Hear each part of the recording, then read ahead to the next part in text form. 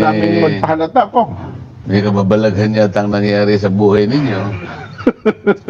Sana naman yung kababalaghan na yan ma-share niyo sa ating mga kasamahan para Ayan. sila Opo. man ay maging masaya sa bagong taon. Ayan, opo. Yun ho naman ko. At saka maraming kababayan tayo ngayon ng excited ko. Ano? Dahil sa... Dahil sa isa kong malaking pagtitipon ang inihanda at magkakaroon na po ng katuparan.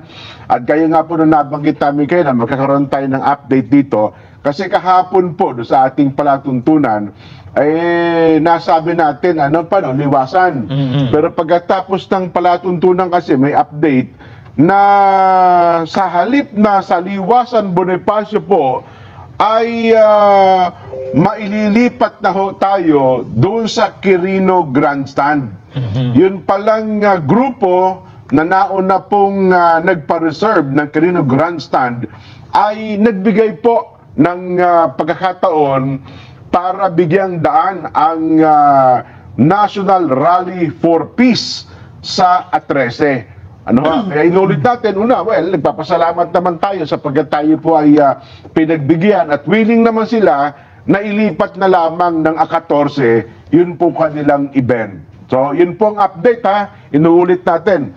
Yun pong National Rally for Peace sa halip na gagawin po sa liwasang Bonifacio, doon ang pinakasentro. Ang latest po, gaya sa ibang mga naunang nagkaroon na ng pagtitipon, at maging sa mga pagsambang, alam ko ay naipahayag na rin po ito, ay ililipat na po doon sa mas malaking venue, ang Quirino Grandstand. Kaya tayo po naman ay nagpapasalamat para doon ay makapagsagawa ng mas maganda at mas malaking venue ng atin pong National Rally for Peace. Bukod pa